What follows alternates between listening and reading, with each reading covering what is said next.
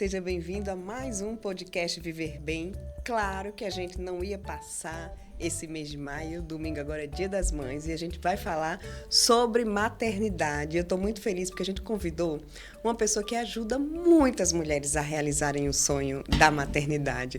Doutora Maria Luísa Capriglione, seja bem-vinda ao nosso podcast. Muito obrigada, é um prazer estar aqui falando sobre isso que eu amo, né? Sobre fertilidade, infertilidade, maternidade. E é isso aí, Dia das Mães chegando, né? Para muitos é um dia muito feliz, para outras já é um dia triste, né? Um dia reflexivo, né? Muitas mulheres não conseguem a maternidade tão fácil, muitas estão ainda nessa luta da infertilidade, por isso que é um dia, para mim, é um dia ambíguo, né? A gente comemora, mas eu me lembro muito das minhas pacientes, das mulheres que realmente não estão conseguindo. E como eu fui tentante, como eu passei pela infertilidade, eu sei o que é você passar um Dia das Mães sem ser mãe, né? Então, é muito importante a gente compartilhar isso, conversar sobre o assunto. Verdade. Geralmente aquele filho é gerado, né, no coração, na mente, nos planos, antes dele ser gerado. E essa espera, muitas vezes, é de angústia para essas mulheres. De angústia, né? Muita angústia. Eu digo que a infertilidade, ela traz uma bagagem muito pesada, né? Existem casais que estão tentando há muito tempo, né? Então, eu recebo casais que estão tentando há 10 anos, há 8 anos, né? Casais que já tiveram muitas perdas, muitos abortos, né? Então, esses casais, eles são casais que estão sofrendo, né? Estão passando pela infertilidade e muitas vezes não sabem como buscar ajuda, o que fazer, né? Então, por isso que a gente sempre a gente tem que compartilhar, a gente tem que falar sobre esse assunto. Doutora Maria Luísa, eu estava vendo as estatísticas que 1 a cada 6 mulheres no mundo tem infertilidade. Por quê? É um número alto, não é? Um número alto, e a gente até acredita que esse número seja subestimado, né? Porque a infertilidade realmente está crescendo, né? No Brasil e no mundo inteiro. E a gente acredita que grande parte disso seja as mulheres, elas estão demorando mais a começarem a vida reprodutiva, né? Então, a mulher está se destacando na vida profissional, né? Está se dedicando ao seu trabalho, e aí a gente tem demorado mais a começar a engravidar, né? Eu sempre digo isso para as mulheres, a gente está muito novinha por fora, né? A gente se acha muito jovem, a gente tem 1000 tratamentos estéticos, tem botox, tem tudo, mas para ovário não tem botox, né? Então, o nosso ovário, ele continua envelhecendo, e a gente sabe que a cada ano, a cada dia que o tempo passa para a mulher, a gente diminui nossa chance de engravidar, tá? Seja naturalmente ou seja por tratamento. Então, isso é muito importante de ressaltar. Tem gente que acha, não, qualquer coisa eu faço uma fertilização, eu faço um tratamento. Mas a idade também define a taxa de sucesso daquele tratamento.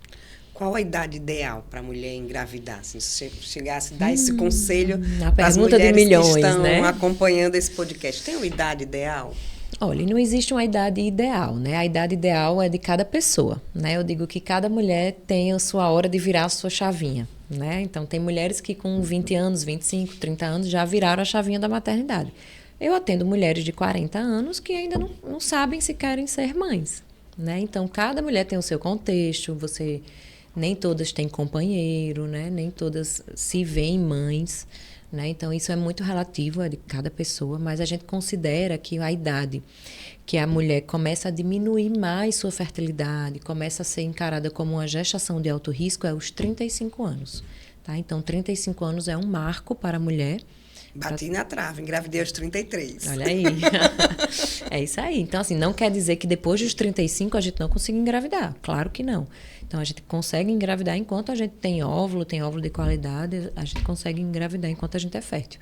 Mas os 35 anos é uma idade que a mulher começa a perder óvulos em quantidade e em qualidade mais rapidamente, tá?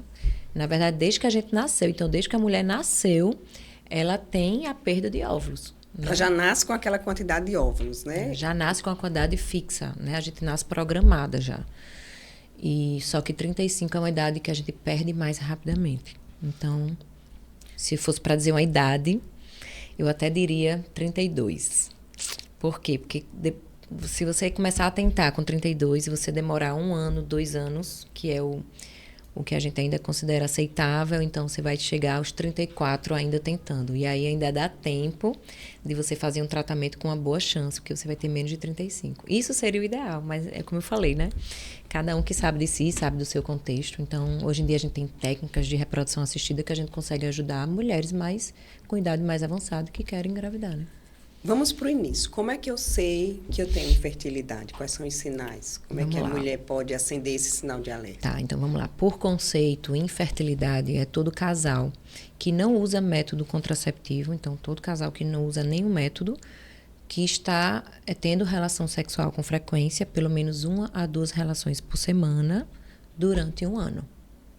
Tá? Então, se esse casal ele não engravidou, nesse primeiro ano de tentativas, é um casal infértil, então ele deve procurar ajuda, né?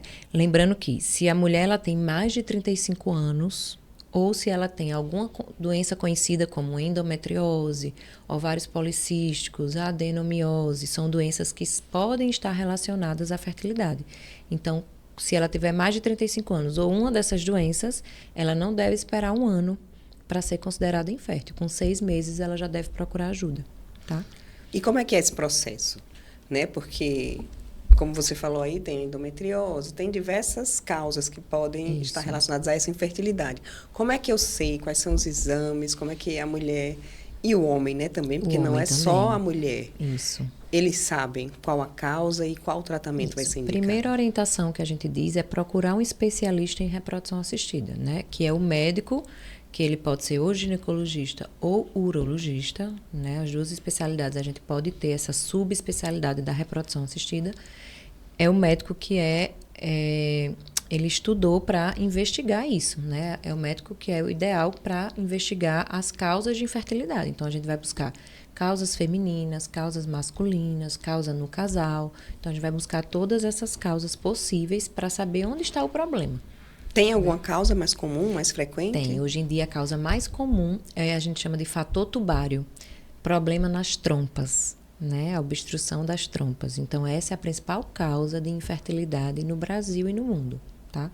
A gente divide assim, 30% das causas de infertilidade são femininas, 30% são masculinas, ou seja, tá igual, né? Tem gente que acha que a mulher é mais, não, tá igual. 30% feminina, mais ou menos, 30% masculino, 30% nos dois, então a gente pode ter causas nos dois.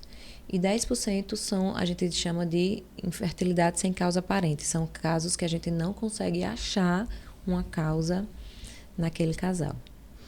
Doutora Maria Luísa, vamos falar sobre esse mapeamento da fertilidade? Né? Porque, gente, ela desenvolveu esse método, né, que junta vários exames e a importância. Primeiro vamos falar o que é o mapeamento e a importância dele nesse processo. Vamos lá, o que é o mapeamento da fertilidade, tá? Então, o mapeamento, para que ele existe? A gente descobriu que os casais que estão tentando engravidar, eles demoram, em média, 2 meses para fazerem todos os exames deles. Então, eles precisam investigar tubas uterinas, reserva ovariana, que é a contagem de óvulos, pesquisar a endometriose, pesquisar a cavidade do útero, pesquisar malformações no útero. Então, se a mulher ela for fazer todos esses exames separados, ela demora, em média, uns 2 meses para esse casal conseguir investigar tudo isso. E aí, o mapeamento da fertilidade, ele surge para quê? Para adiantar esse tempo, né? Para encurtar esse tempo, né? A gente consegue fazer em um só exame. Então, é um exame que a gente faz através da ultrassonografia, né? A gente consegue fazer o 3D e o 4D daquele útero. Eu consigo avaliar as tubas uterinas, avaliar se ela tem endometriose, fazer a contagem de óvulos. Então, é um exame bem completo, através de ultrassonografia e 1 hora de exame. Tá? Então, é muito bacana, é o que a gente chama, é uma grande realidade que está acontecendo no mundo, a gente chama de one stop shop. Então, a pessoa quer ir lá, naquele momento, e conseguir resolver a vida dela. Isso acontece tanto na medicina como em outras áreas, né? A mesma coisa que você vai numa loja, você quer comprar roupa, você já quer comprar o sapato, você já quer que a roupa dê certo, se não der certo, já consertar a roupa ali mesmo, né? Então, a gente tem pressa, né? A gente quer chegar e resolver. Então, o mapeamento é muito interessante. Ele tem indicação tanto para as pessoas que estão tentando engravidar, né, que estão passando pela infertilidade, para descobrir causas, como também mulheres que ainda estão no início do processo. Então, eu tenho muita paciente, doutor, eu queria saber como é que está tudo. como é que estão minhas tubas, se eu tenho endometriose, se eu não tenho, como é que está a minha reserva. Então, é um exame que a gente consegue avaliar tudo isso em um só momento. E assim, quando a gente fala em reprodução humana, aí todo mundo pensa os tratamentos muito avançados, tá? Mas um exame de mapeamento, vocês encontram causas simples que muitas vezes a mulher, o casal não vai precisar fazer uma fertilização in vitro ou um outro tratamento mais... Com certeza, né? A gente consegue descobrir malformações uterinas, né? Se o útero é bicorno, se o útero é septado, que são coisas que podem interferir na fertilidade. Saber se a tuba é normal, se não é normal, se uma é obstruída, se são as duas, né? Se tem ou não endometriose, né? Que a endometriose não só está relacionada à fertilidade, como também a outros parâmetros da vida da mulher, né? Qualidade de vida, mexe com várias coisas na mulher. Então, é muito interessante por isso. E a gente consegue ver também, por exemplo, a mulher tem um pólipo, tá? Que é uma imagenzinha que a gente vê dentro do endométrio, da cavidade uterina. Às vezes ela não está conseguindo engravidar por causa disso, né? Tirou aquele pólipo, resolveu. Então, muitas vezes as pessoas demoram a procurar ajuda, né? Com medo de, mas eu não tenho dinheiro para fazer uma fertilização, né? Ela vai me indicar uma fertilização. Nem sempre, gente. A gente sempre vai tentar a gestação natural, que é a melhor gestação, né? É a gestação natural, mas algumas pessoas não vão conseguir, algumas pessoas precisam de tratamento, outras não. Então, o profissional da reprodução assistida, ele tem o papel de investigar, descobrir a causa e traçar o caminho junto com o casal. Tem histórias de casais que chegaram e que nem imaginavam que poderiam gerar um filho e geraram ali naturalmente, devido a essa orientação, a esse diagnóstico? Temos muitas histórias. Tem uma história que me marcou muito, inclusive ela está bem... Agora a gente falou muito sobre isso no meu Instagram e tudo. Eu até me arrepio, você acredita? Essa paciente, ela tinha 44 anos, tá? Então, assim, 44 anos, a chance dessa mulher engravidar é muito pequena, né? Claro que existe. Tem Cláudia Raia aí para mostrar, né? Já a gente vai falar dela. Mas, assim, 44 anos, a gente sabe que a mulher já está mais próxima da menopausa do que não, né? Mas ela queria muito engravidar, ela não conseguia, tinha uma infertilidade de muito tempo. O marido dela tinha um fator masculino, ou seja, tinha alteração no sêmen, e ela tinha as duas trompas obstruídas, né? Procurou um profissional, o colega falou, você só engravida por fertilização in vitro com óvulo doado, né? Que é um tipo de fertilização que a gente usa óvulo de uma doadora. Porque ela tinha 44 anos. E aí ela marcou o mapeamento da fertilidade comigo e disse, doutora Maria Elisa, eu vim porque é a minha última chance, o meu marido não quer fazer FIV e eu quero tentar o mapeamento da fertilidade. E aí no mapeamento a gente também faz um procedimento que é natural, né? A gente faz a hidrotubagem. Depois que a gente realiza o exame, a gente joga um sorinho com pressão ali nas tubas uterinas, porque isso aumenta o fluxo da tuba e tudo. E aí, durante o exame, realmente as trompas dela eram obstruídas. E aí eu disse, Larissa, suas tubas realmente são obstruídas. Ela, doutora, tenta desobstruir, joga aí um sorinho. Tá bom. Joguei o sorinho, fizemos a hidrotubagem. A gente percebeu que na hora desobstruiu as tubas dela. E aí ela foi para casa. Um mês depois ela me fala pelo Instagram, doutora Maria Luísa, estou grávida. Olha aí. E aí, assim, claro, poderia ser uma gestação na trompa, né? Uma gestação tubária. Corri esse risco. Quando ela me disse, chegou, meu Deus, tomara que não seja na trompa. Porque existiu o fator tubário, né? Então, assim, eu tô contando essa história, não é para dizer, faz o mapeamento que engravida. Não, de jeito nenhum. Realmente, a chance dela era muito pequena, né?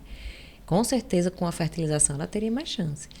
Mas é aquilo, né?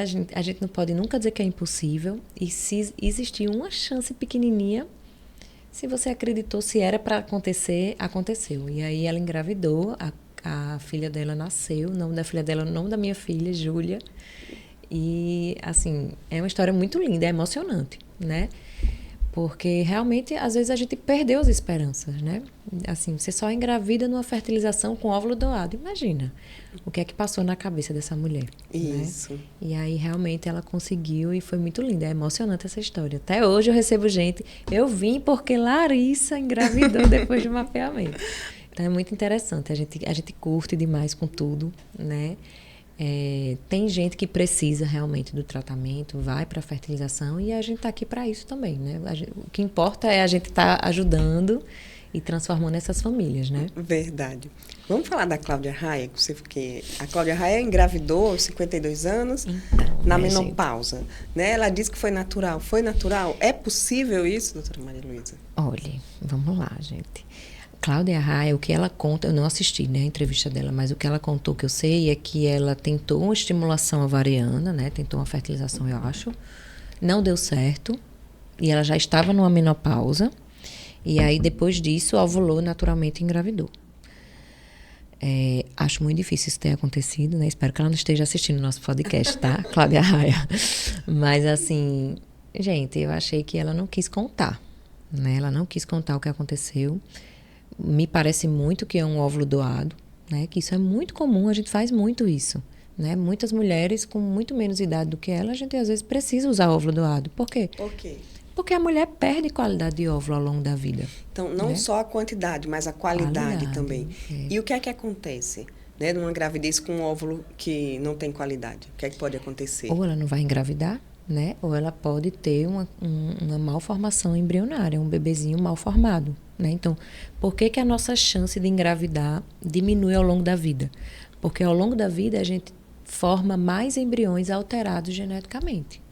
Então, ou esses embriões não vão implantar no útero, então ele não vai engravidar, por isso que a nossa chance diminui. Ou você pode sim engravidar com um bebezinho alterado geneticamente, tá?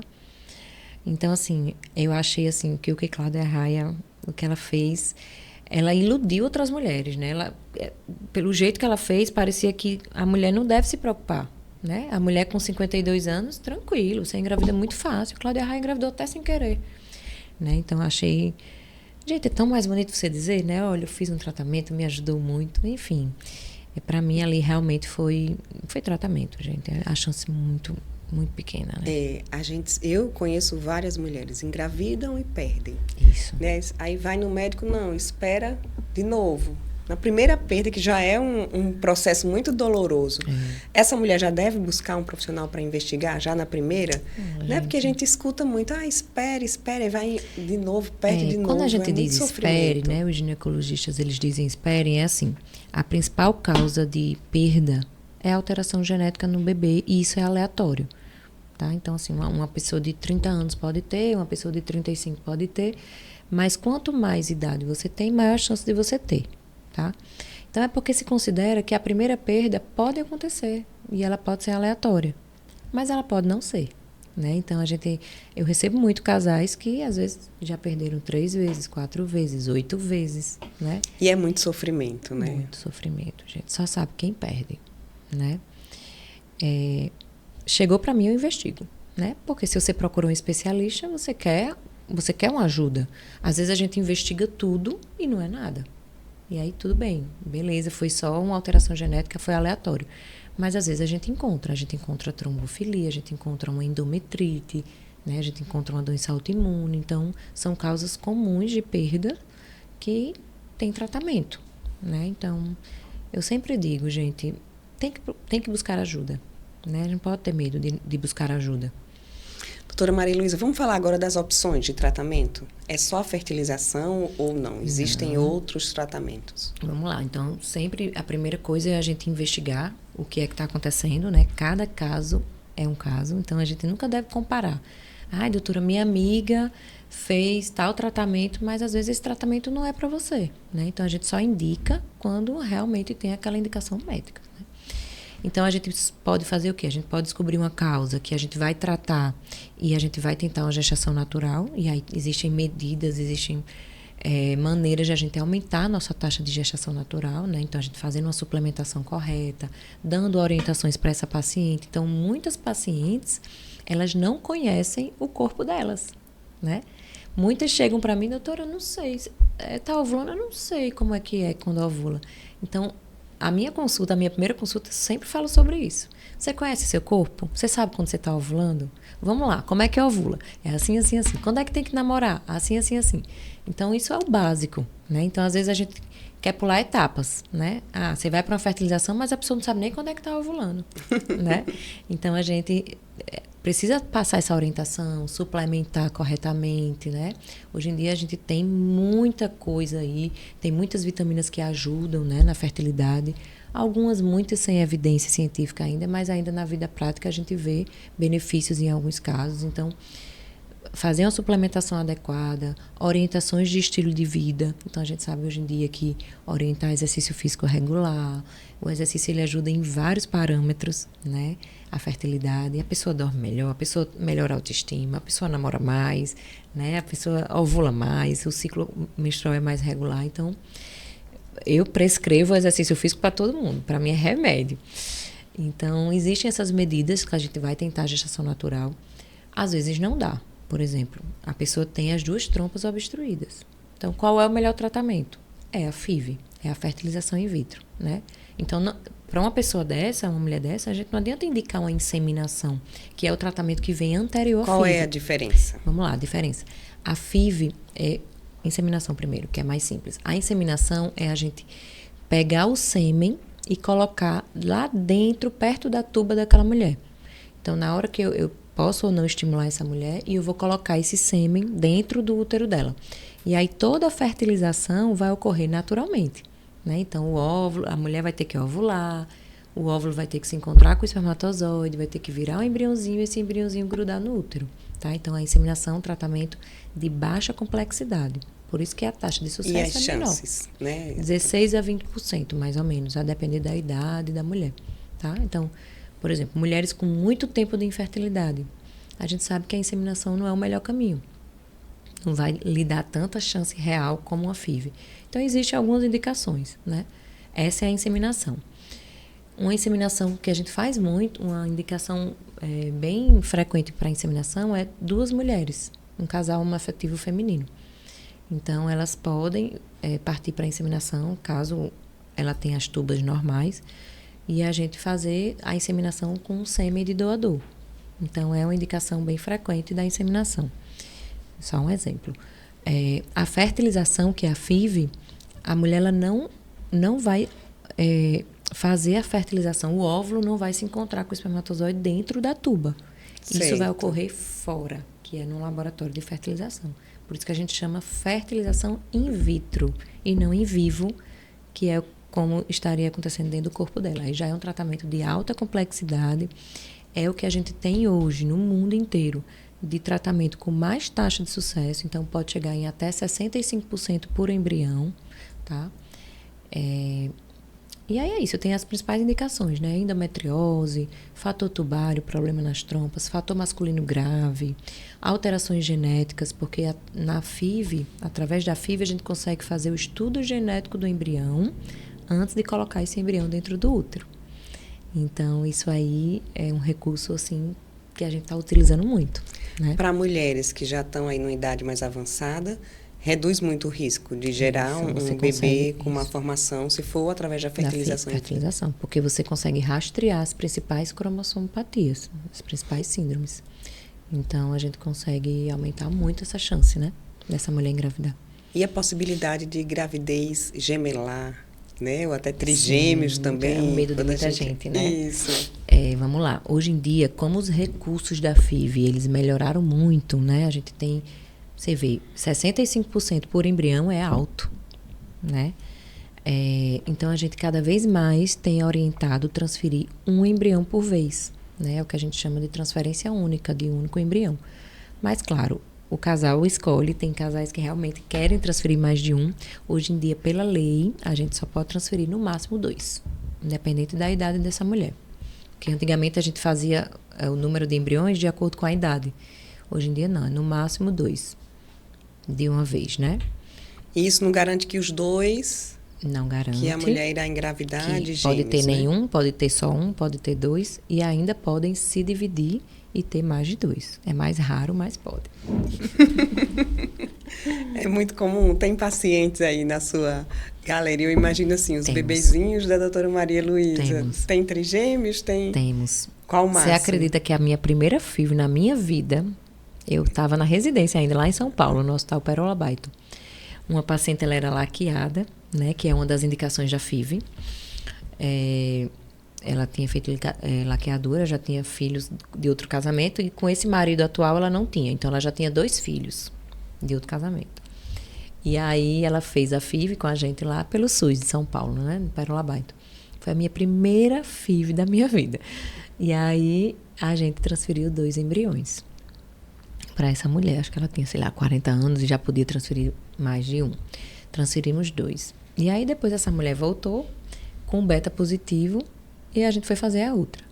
Eu lembro muito, o meu chefe, ele inclusive faleceu, infelizmente, na pandemia, doutor Mário Cavanha.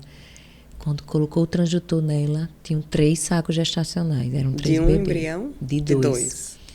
Aí ele disse, eu quero saber quem transferiu essa paciente. Quem colocou 3 embriões nessa paciente? Menina, eu lembro que eu gelei, eu fiz, meu Deus. Coloquei 3 em vez de 2, mas não. Eu coloquei 2 e eles se dividiram. Menina, essa mulher ficou com tanta raiva de mim. Porque ela já tinha 2 filhos em casa. E aí ela estava grávida de 3 gêmeos. Desesperador, né? Para uma pessoa que, assim, não tem tantas condições e tudo. Mas aí depois a gente conversou e tudo. No final, ela gostou tanto de mim, assim, confiou tanto em mim, que eu que fiz o parto dela. Olha. Foi, então eu fiz o parto dela de trigêmeos. Então acontece, né? Acontece, a gente tem que saber. Mas a gente sabe que é mais raro de se dividir, por isso mesmo que a gente tenta colocar um de cada vez. As minhas pacientes eu sempre tento orientar a colocar um de cada vez.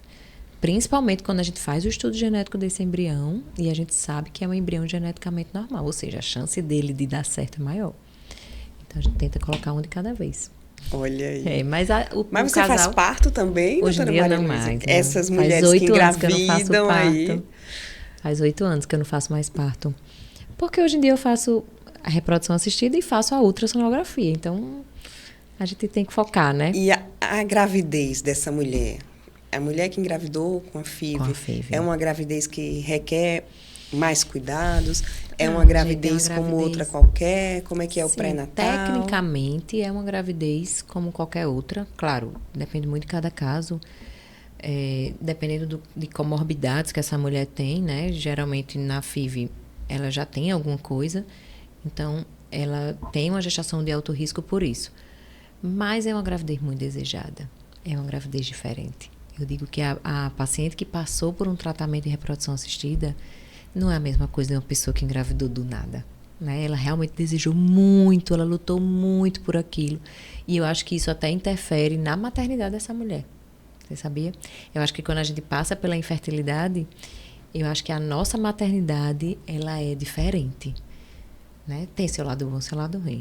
Então, assim, eu sempre digo que o pré-natal dessa mulher é um pré-natal muito especial, né? Tudo ela acha que vai dar errado, ela não pode, né? Sem desmerecer os outros pré-natais, mas muitas vezes essa mulher, ela usa algumas medicações, né? Ela usa alguns hormônios que as outras não usam. Então, tem que ser um pré-natal com muita atenção, né?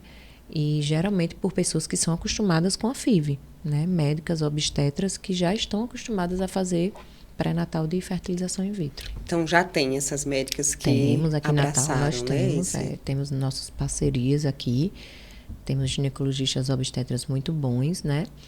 E eu sempre fico com a minha paciente um tempinho, assim, né? Continuo ali, dou toda assistência, a gente faz as primeiras ultrassonografias, eu só dou alta pro pré-natal quando eu tô bem segura, quando tá tudo certo, né? Porque a gente cria o vínculo, né? Não adianta, gente. É muito Quanto tempo depois da FIV essa mulher sabe que engravidou? Vamos lá. Depois que a gente transferiu o embrião, se foi um embrião de 5º dia, que a gente chama de blastocisto, que hoje em dia é o que a gente mais transfere, 9 dias depois ela já está grávida. É rápido. Eu imagino como são esses 9 dias na cabeça dessa mulher. 9 dias de espera, porque você nem está grávida ainda, nem não está, né? E aí eu sempre oriento assim, entregue porque não tem... Faça tudo certinho, use as medicações, preste atenção nos sinais do seu corpo, mas às vezes nada acontece e você engravidou. E às vezes acontece um monte de coisa e não era gravidez. Então é cruel, é uma espera cruel. 9 dias, não engravidei. Quanto tempo eu posso implantar um novo embrião? O ideal é que você tente investigar por que não deu certo, né? Então, a gente sempre tenta mudar protocolo, pensar em outras alternativas, mas teoricamente já em seguida já pode, né? Na maioria das vezes, em geral. Uhum. Doutora Maria Luísa, o que é que você falaria? Eu sei que Dia das Mães, o coração, né, das mulheres que são mães, já fica aquele coração mole, porque quando a gente tem filho, a gente fica mole mesmo.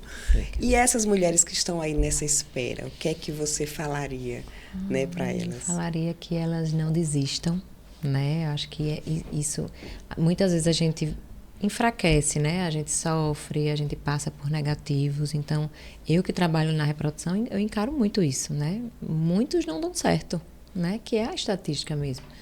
Então, é muito difícil a gente encarar o negativo, que não deu certo, que mais uma vez não deu certo. Muitas só têm um embrião e aquele único embrião não deu certo, né? Então, é difícil a gente encarar isso, mas eu sempre diria isso. Não desistir, primeira coisa, não desistir. E eu digo isso às minhas pacientes na primeira consulta. Olha, você veio pra cá, eu não desisto, viu? Eu não desisto, a gente vai até o fim. Quantas tentativas ou não tem? Não tem, não tem. Tem gente que faz muitas tentativas, né? E eu sempre digo assim, tem gente, Ju, que não vai conseguir engravidar. A gente sabe disso, né? Tem gente que não consegue, faz tudo e não consegue. Então, primeira coisa que eu diria, não desista, né? Lute o máximo que você conseguir, vá em busca do seu sonho, priorize seu sonho. Às vezes a gente quer muito uma coisa, mas a gente não está lutando por ele. A gente está desviando nosso pensamento, a gente tem medo. Então eu falo muito sobre isso, nas crenças limitantes, né? Eu não vou buscar ajuda porque eu não sei. Busque ajuda. Faça tudo o que você possa para ter o seu filho, né? E também saiba aceitar se um dia você chegar à conclusão de que você não vai conseguir ser mãe daquela forma que você quer, que você deseja, você vai ser mãe de outra forma, né? Então a gente tem a adoção, tem vários tipos de maternidade que são mães, né? Que a mãe está aí no coração, gente. Aquela questão de outra pessoa gerar o seu filho. Acontece, Eu né? lembro daquela novela Barriga de Aluguel, Barriga de Aluguel, né? Mas hoje tem também, tem, né? Tem muitas. A barriga de aluguel, que a gente chama, é o útero de substituição.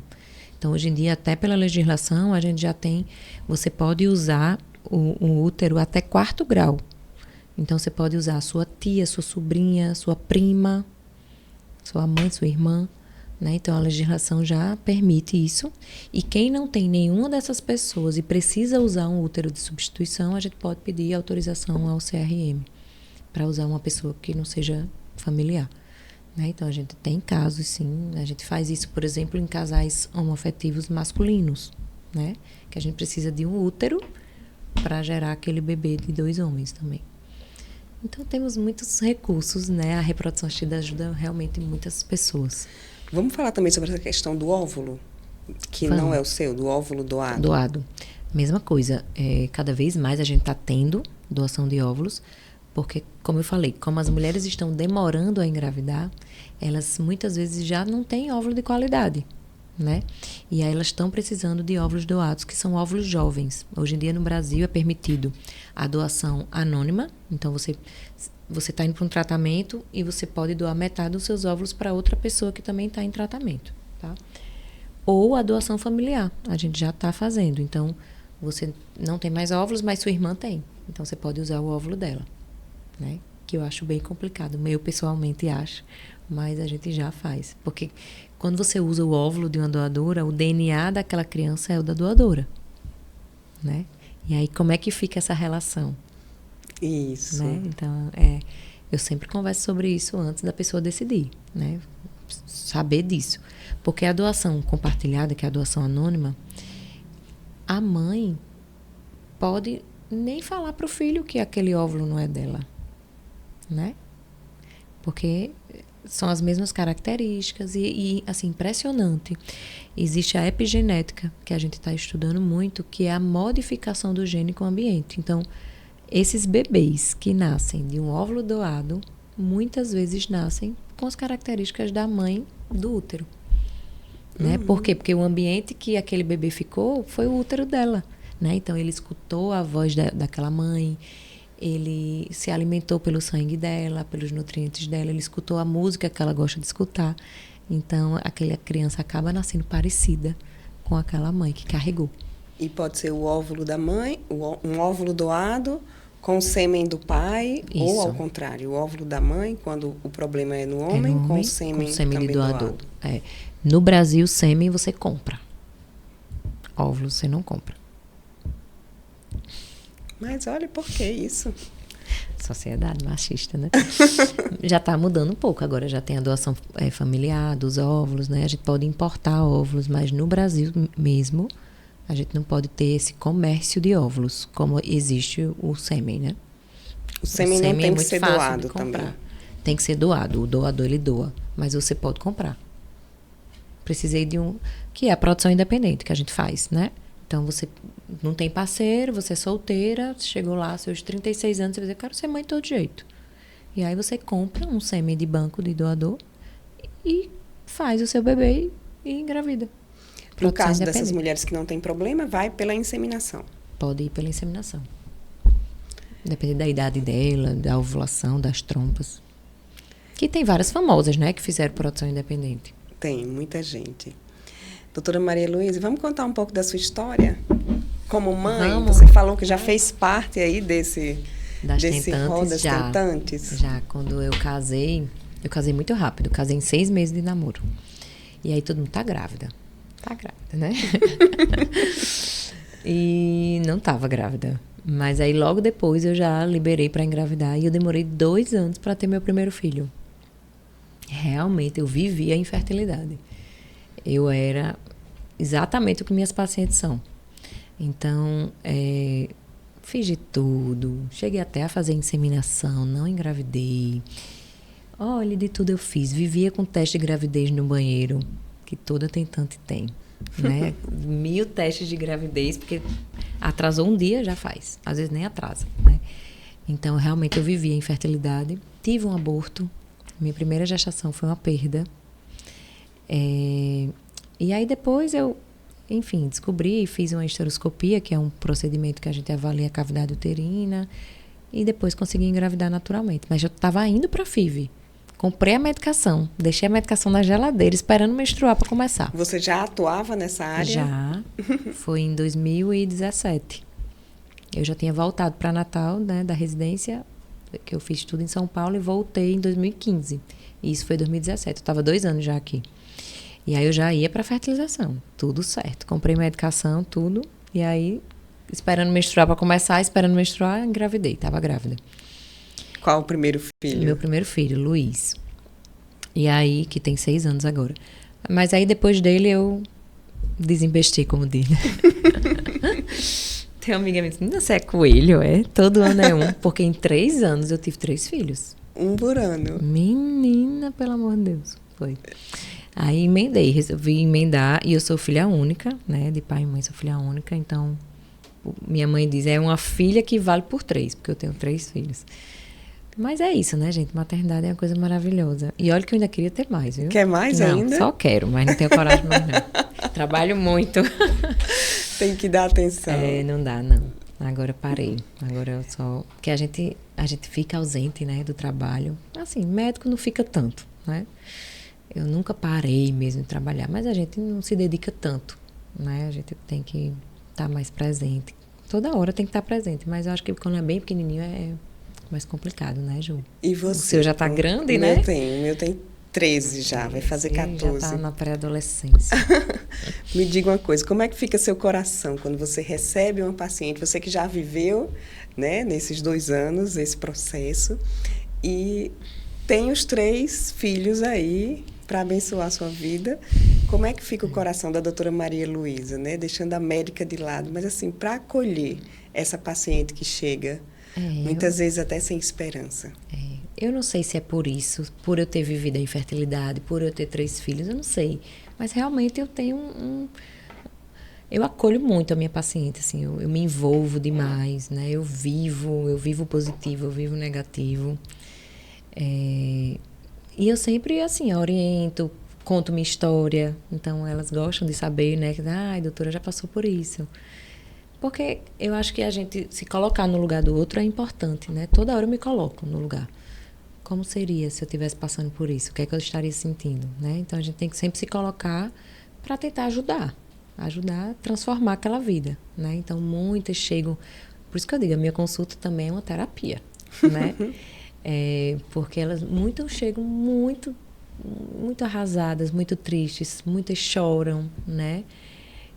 Por várias coisas. E cada um é um problema. Às vezes o problema é no homem, às vezes o problema é na trompa dela, às vezes ela não tem óvulo, às vezes ela já perdeu muitas vezes. Então, a gente tem que acolher, né? Tem que acolher e mostrar o melhor caminho. Eu acho que quanto mais leve a gente tornar essa jornada, melhor. Porque a gente que já foi infértil, a gente sabe como é pesada essa bagagem. Realmente, a sua vida se limita àquilo, né? Então, às vezes elas chegam assim, doutora, eu não posso tomar café, não posso comer doce, não posso ovulei, não faço mais exercício, não posso usar meus cremes, porque eu não sei se eu tô grávida, não posso viajar. Né? E eu sempre digo, cuidado, porque se você viver para infertilidade, sua vida se resumiu a isso, e aí fica muito pesado, né? Eu dizia muito, ai meu Deus, eu acho que eu nunca vou ter saúde mental para suportar um processo de engravidar. Não tinha coragem de ser mãe. E eu fazia assim, meu Deus, se você quiser que eu seja um filho, mande no SUS, porque consciente eu não vou fazer. É uma escolha difícil. E assim aconteceu. Olha só que sorte, né? E assim aconteceu, aos 33 anos. Olha aí, uma sorte, né? E aí você falou nisso, eu me lembrei também do congelamento de óvulos, né, Ju? Então, assim, tem mulheres, hoje em dia nem toda mulher quer ser mãe. Né? Cada vez mais a gente tem um aumento desse número de mulheres que não querem ser mães. E tem as mulheres que não sabem se querem ser mães. Doutora, eu não sei. Então, muitas me procuram. Eu vim porque eu não sei se eu quero ser mãe. E agora? Tenho 34 anos, eu não sei se eu quero ser mãe. Então, a gente tem o recurso do congelamento de óvulo, que é uma preservação da sua fertilidade. Que idade? A melhor idade para a gente fazer esse congelamento? A melhor idade é com menos de 35 anos. É o ideal. Porque, como eu falei, 35 anos é um marco na nossa reserva ovariana. Mas a idade que for é antes tarde que nunca. Então, eu já tive congelamento de óvulos de 38 anos, 39, 40. Semana passada eu fiz um tratamento, uma fertilização, a mulher de 42 anos teve 26 óvulos. Então, é uma raridade, né? Mas acontece. Por isso que a reserva ovariana, gente, é individual. Tá? Então, cada mulher tem a sua reserva. E a mulher, ela tem que saber sua reserva. Eu sempre digo assim, ginecologista, você peça reserva ovariana para todo mundo. Igual você pede um preventivo, né? Porque a mulher ela tem que saber. Existem pessoas que vão entrar na menopausa precoce. E elas precisam saber disso antes de entrar, né? Então, o congelamento de óvulos é você guardar os seus óvulos para que, se você precisar no futuro, você poder usar. Se você não precisar, você pode doar para outra mulher que quer. Pode doar, você pode descartar, porque óvulo não é uma vida, não é um embrião. O óvulo é uma célula. Então, ela é seu, você faz o que você quiser. Você usa, não usa, joga fora. Então, é uma liberdade. Eu digo que mulher solteira não sabe se quer ter filho, ou mulher que é casada e não sabe se quer ter filho, né? Ou às vezes quer, mas quer daqui a 3 anos. Tá né? Não, doutora, eu só quero com 40 anos. Congele. Eu vivo dizendo, Julinha, minha filha, quando ela tiver 25, ela vai congelar. Deixa gravado aí, viu? Tem quantos anos, Julinha? 3 anos. 3 anos ainda, eita, a responsabilidade. Mas assim, porque a gente não sabe, gente. A gente não sabe se a gente vai ter dificuldade, se a gente não vai, se a gente vai achar a pessoa pra gente engravidar ou não, né? Então, é libertador pra mulher. É libertador você poder congelar e ficar tranquila, né? Uma dúvida, né? Eu já estou falando aqui como paciente, que deve ser... Vai engravidar, Ju? Não está nos planos isso. Como uma paciente, ela chega no seu consultório e você mesma faz os exames, faz esse acompanhamento, faz a fertilização, faço. Congela os óvulos, é tudo com a doutora Maria Luísa. Faz tudo comigo, é o combo completo. Fim. Engravidou, ainda faz as outras e eu dou alta para o pré-natal. Faz tudo, a gente faz tudo. No meu consultório a gente faz exames, a gente faz as consultas, faz todo o acompanhamento, a gente faz tudo. Ótimo. Então tá aí, ó, mulherada que sonha em ser mãe, quem sabe próximo Dia das Mães, no mês de maio, você já não vai estar aí celebrando, né? Essa data que é tão marcante. É muito marcante mesmo. Parabéns! Feliz Dia das Mães, parabéns por ajudar tantas mulheres a se tornarem mães também. Né? A gente tem essa empatia e eu sempre digo, eu desejo que toda mulher... Eu não sei se é porque eu amo ser mãe, Mas o meu desejo é que todas as mulheres não abram mão desse sonho. Realmente não dá para explicar, né? É transformador. Antes eu escutava isso, eu nem queria ter filho. Eu dizia, menino, o que é que esse povo diz isso? Que ter filho quer? Eu quero viajar. Eu dizia, eu quero ser tia. Quando começar a dar trabalho, eu devolvo para a mãe. Quando eu engravidei do meu primeiro filho, eu sabia trocar uma fralda. Não sabia trocar uma fralda. Então, assim, a gente se transforma, a gente vira outra pessoa, né? Aquela pessoa, antes de ser mãe, não existe mais, né? Existe uma outra pessoa com outros problemas também, né? Mas, assim, é transformador. A maternidade realmente é inexplicável. Agora, nem todo mundo sente isso ou gostaria de sentir, né? Então, por isso que eu digo, tem recurso para todo mundo. Para quem quer guardar óvulo, para quem quer guardar embrião, né? Para quem quer engravidar mais tarde. Então, hoje em dia, a reprodução assistida é uma tecnologia que a gente usa em vários casos, né? Então, a gente consegue ajudar muita gente. Então, não deixem de buscar ajuda, né? Porque a gente pode ajudar de várias maneiras. Fator psicológico, falando para você, lembrando da sua mãe.